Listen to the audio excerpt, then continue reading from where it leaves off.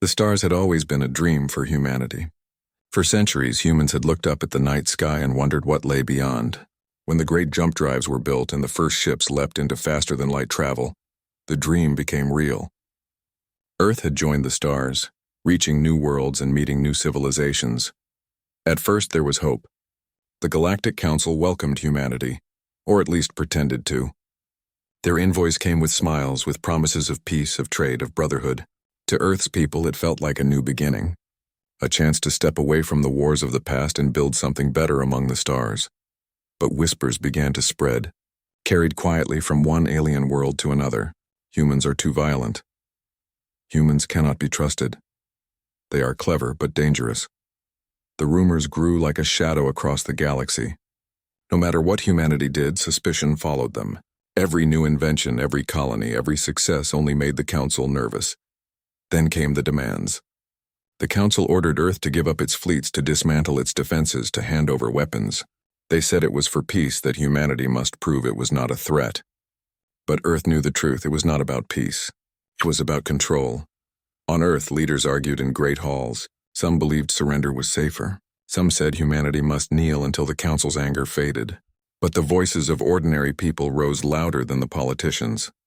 Miners, teachers, farmers, soldiers all cried the same words: "We will not kneel." The decision was made. Earth refused. The Council's smile broke into anger.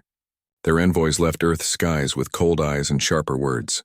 "You will regret this." And then one night that burned itself into human memory, the first fleets of the Council came. Without warning, they crossed into Sol. Their warships blotted out the stars as they approached Mars, a colony filled with millions of families. Humanity's defense fleets were small, scattered, unprepared for the sudden betrayal.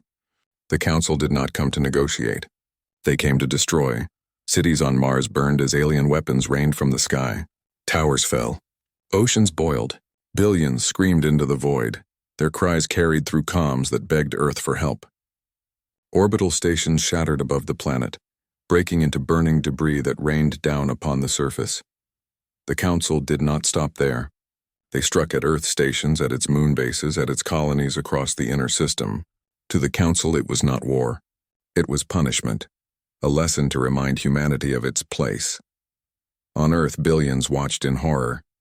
Families clutched their loved ones as news of burning cities spread across the networks. Parents wept for children stranded on Mars, their voices breaking as the screams of the dying filled the channels.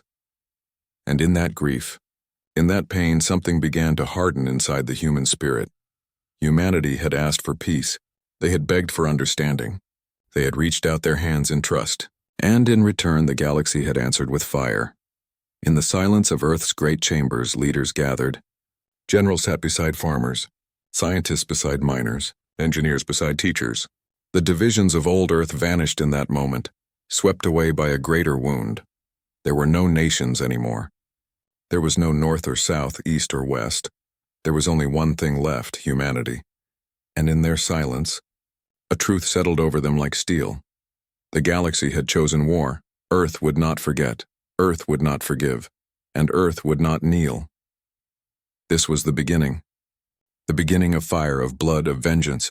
The betrayal was written in the stars, and humanity had heard it clearly. The Council thought Earth would break. But they did not know humanity. They had awakened something that would never rest again. The Council believed their lesson was enough. They thought Earth would bend, that humanity would beg for mercy. In their eyes, humans were still too young, too fragile, too divided to resist the might of the galaxy. They expected Earth to crawl back on its knees, broken and submissive, but they did not understand the heart of humanity. On Earth, the smoke of grief had not yet cleared. Screens still played images of Mars burning, of shattered stations drifting lifeless in space. Families stood in silence before empty chairs at their tables. Children asked when their fathers and mothers would return, and there were no answers to give. For a time, the world was drowned in sorrow. Yet from that sorrow came something else: unity. Leaders from every land came together in a single hall. Old enemies shook hands, ancient rivalries forgotten. There were no longer separate flags, no longer separate armies. The Council's attack had erased those lines with fire. Now there was only one banner, the banner of humanity. Scientists worked without rest. their hands stained with ink and metal as they designed weapons faster than ever before. Engineers turned every factory into a forge of war, where machines screamed day and night, birthing ships, armor, and weapons of survival. Farmers sent their food to soldiers. Teachers trained not only young minds, but young warriors. Even those who had never touched a weapon before were ready to fight. Humanity's pain had become its strength. Still, Earth did not rush into war.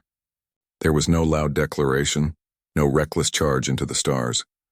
Instead, Earth grew quiet. The Council mistook that silence for fear. They laughed in their grand chambers, drinking their wine and speaking of humanity's weakness. "See how they tremble," they said. "They are afraid to speak.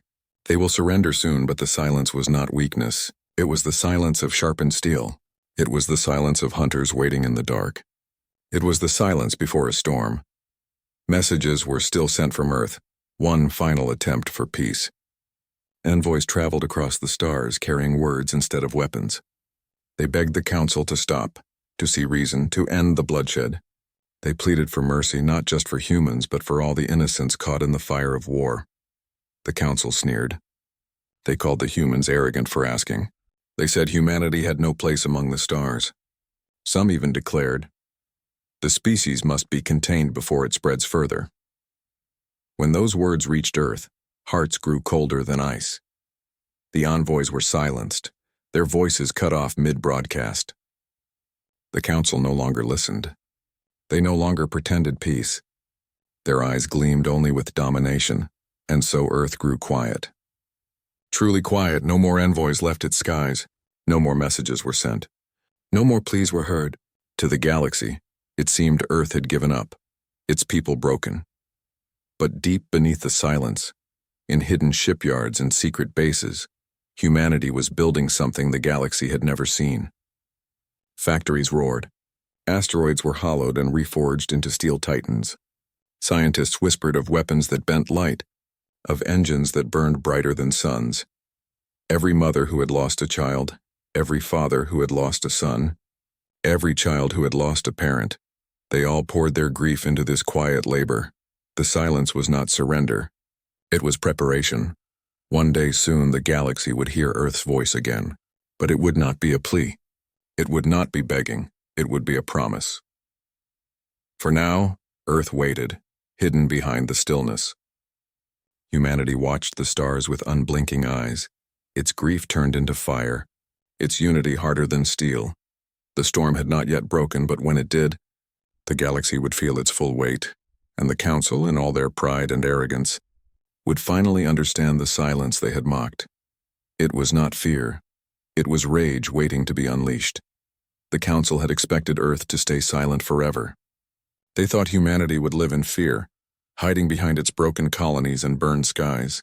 But silence cannot last forever, not when grief turns to fury and fury turns to strength. The first sparks of resistance came quietly, on the ice plains of Europa. The colony had been left in ruins, its people starving, its skies watched by alien warships. The Council thought no one there could rise again. But the miners of Europa proved them wrong. With drills in their hands and fury in their hearts, they turned the very machines that dug ice into weapons of war. They set traps beneath the frozen surface, collapsing tunnels onto enemy patrols. They tore apart abandoned factories and rebuilt them into forges. When the alien overseers came to enforce the Council's rule, they were met not with bowed heads but with fire and steel. Europa's rebellion was small, but its echo spread like thunder. Across the colonies, humanity rose. On Titan, children who had grown up under blackened skies carried rifles larger than their own arms. They stood beside their parents, defending the last scraps of their home. On Ceres, the asteroid miners strapped engines onto hollowed rocks and hurled them at the ships that dared to block their skies. On the broken surface of Mars, survivors rebuilt their ruins into bunkers and swore that the blood spilled would never be forgotten. Everywhere, the Council struck with overwhelming power. But everywhere, humanity fought back with desperation. The galaxy had numbers. They had fleets older and larger than anything Earth could dream of. But humanity had something else, something the Council had never understood. Desperation. A soldier fighting for survival can fight with courage. But a mother fighting for her child, a father fighting for his family, A child fighting for the memory of home. That is a force the galaxy had never faced. The Council soon realized their war was not as simple as they had imagined. Instead of breaking humanity, they had awakened it. On Earth itself, the heart of the resistance, the world became one giant forge. Factories once used for trade goods now built warships. Universities became training grounds. Cities rang with the sound of machines working day and night. No one was idle. Every hand, young and old, found its place in the fight. Even as fleets burned and colonies fell, the people of Earth did not surrender. They did not cry for mercy. They looked at the sky, filled with enemy ships, and swore they would rise again. The Council began to grow uneasy. Reports came in of human victories, small but spreading. A fleet of Council ships destroyed by miners in Ceres. A garrison wiped out on Titan. A station liberated near Jupiter. The aliens laughed at first, calling them accidents, calling the humans foolish insects. But the laughter faded when those accidents grew. When those insects bit harder than expected, for every world the Council tried to crush, another spark of rebellion flared. Humanity was not fighting for conquest. They were fighting for survival, for freedom, for the simple right to exist. And slowly the galaxy began to watch. Other species, long silent under the Council's boot, began to whisper. They saw how humans fought not as one planet, not as scattered colonies, but as a united people. They saw their fire, their defiance, their refusal to kneel. A dangerous thought began to grow in their hearts. If the humans can fight back, why can't we? The Council's war had begun as a punishment. Now it was turning into something far greater. The galaxy had chosen war, and humanity had answered, not with surrender, not with silence, but with fire. This was no longer just a battle for survival. It was the beginning of a storm that would sweep across the stars. A year had passed since the first Council fleet brought fire to Mars.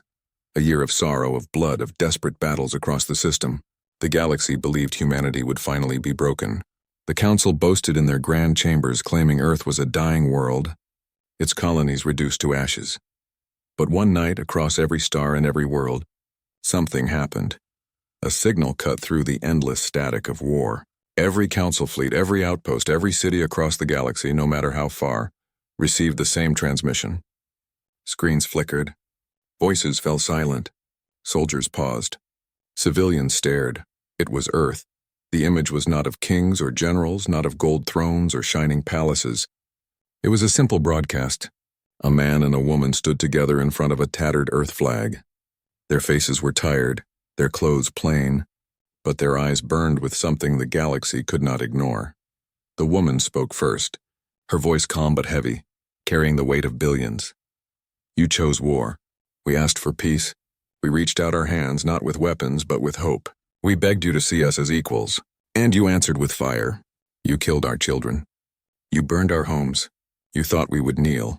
The man then stepped forward. His voice was rough, scarred by grief, but it thundered with a strength that made even Council leaders lean closer to their screens. But we will not kneel. Not now, not ever. The broadcast shifted. Images filled the galaxy. Miners on Europa standing with rifles, children on Titan raising banners above broken buildings, soldiers on Mars carving humanity's symbol into scorched ground.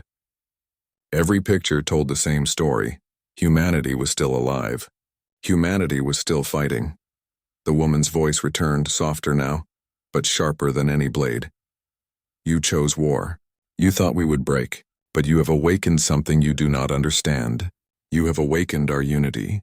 You have awakened our fury, and now you will face the consequences. The galaxy listened in silence. No one spoke, no one moved. The words carried weight not because they came from a throne, but because they came from the wounded heart of a people who had lost everything.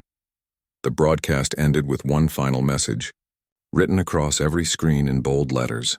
We are humanity. We do not forget. We do not forgive. We do not kneel. And then the signal vanished. For a moment, the galaxy was silent.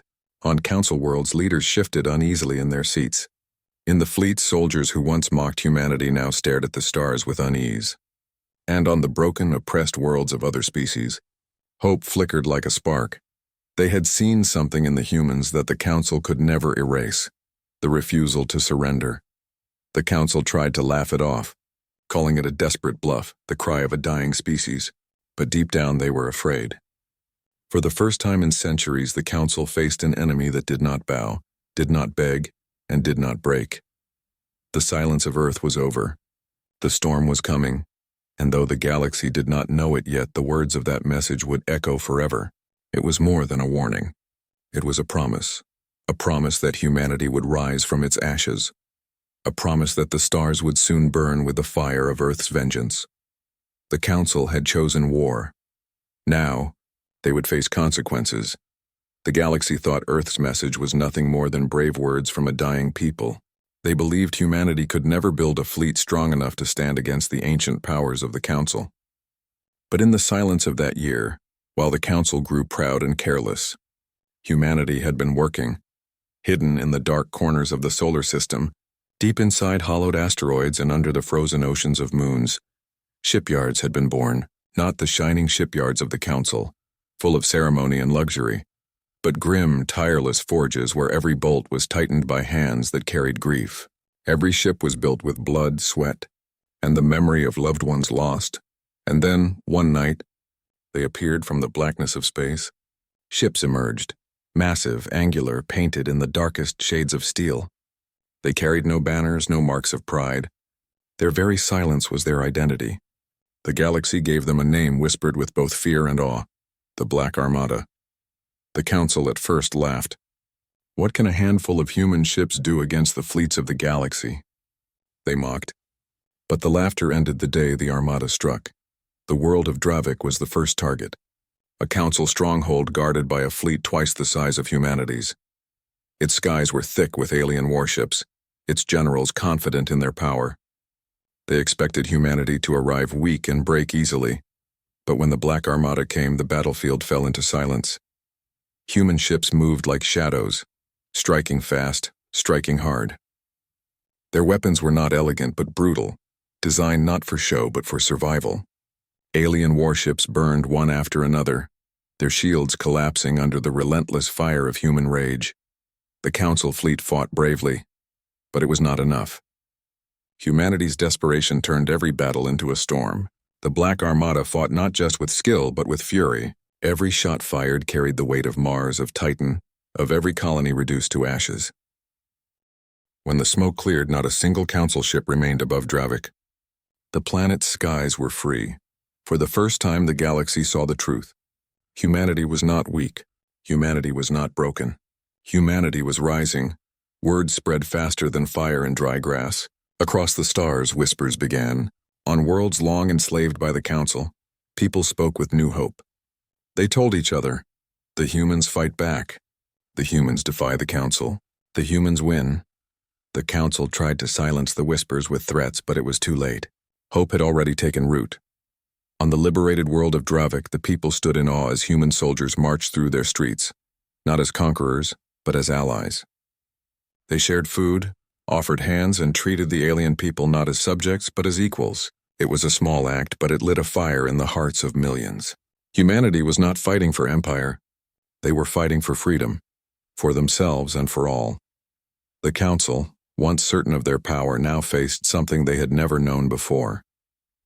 They faced a species willing to lose everything and still keep fighting. The rise of the Black Armada was more than a military victory.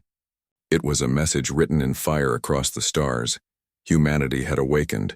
Humanity would not kneel, and the war was only beginning. The fall of Dravik sent shockwaves across the galaxy.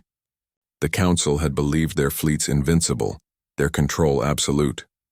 But the ashes of their warships drifting above Dravik told a different story. For the first time in centuries, the Council's enemies saw weakness. And for the first time in history, humanity was the reason. The Black Armada did not stop. It struck again and again, moving like a storm across the stars. Council fleets gathered to crush them. But every battle ended the same way, with burning wrecks, shattered pride, and human ships still standing. On the world of Velas Prime, the Council sent a force 3 times larger than the Armada. They expected an easy victory. Instead, they found themselves trapped. Human ships fought like wolves, tearing at the edges of the fleet, forcing them into narrow paths where ambushes waited. For 3 days and nights, the battle raged. When it ended, Velas Prime was free and the Council had lost another Armada. The galaxy began to change. Species once silent under the Council's rule now raised their heads. On hidden worlds, rebellion sparked. The message of Earth spread like fire. We do not kneel. And others began to whisper those same words. But the war was not without cost. Humanity paid for every victory with blood. Entire colonies were emptied. Millions of men, women, and children gave their lives to hold the line. The Black Armada grew feared but also scarred. Ships limped from battles half destroyed, crews broken by exhaustion and grief. Still, humanity did not stop. They could not. Every loss only hardened their will. Every death became a reason to fight harder. Humanity's strength was not in its numbers, for they were outnumbered 100-1. Humanity's strength was in its heart. On Earth, the great forges roared louder than ever. Ships rose into the sky like black thunderclouds. Young men and women stood in long lines ready to take the place of those who had fallen. They did not fight for glory. They did not fight for riches. They fought so their families could live free, so that no child would ever again be forced to bow to the Council. The Council, once arrogant, now grew desperate. Their leaders gathered in their shining chambers, voices sharp with anger and fear. Some called for peace. Others demanded the total destruction of Earth. But none could ignore the truth: the war was turning. The galaxy was no longer united under their control. One by one, species began to defect, some in secret, some in open defiance. They had seen the humans fight, and they saw something they had not seen in centuries: hope. Soon, alien ships flew beside human ones, their banners raised not for conquest, but for freedom. The rebellion was growing, and at its center stood humanity. It was a sight the Council could hardly believe.